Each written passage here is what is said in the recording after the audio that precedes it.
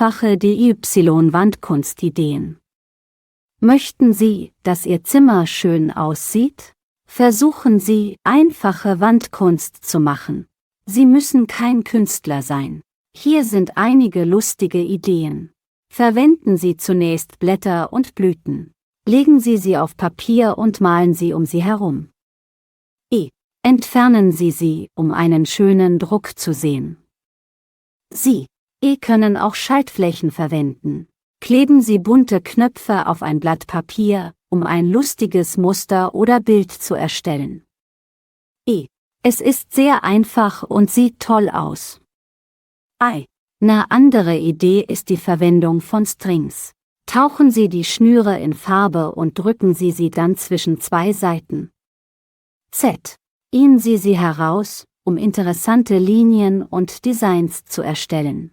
Schließlich machen Sie Kunst mit Worten. Wählen Sie ein Wort, das Ihnen etwas bedeutet. Schreiben Sie es schön auf Papier. Dann malen oder zeichnen Sie darum herum. Dies verleiht Ihrem Zimmer eine persönliche Note. Probieren Sie diese Ideen aus, um Ihre eigene Wandkunst zu gestalten. Es ist eine unterhaltsame Art, Ihr Zimmer zu verändern. Und du hast es selbst gemacht.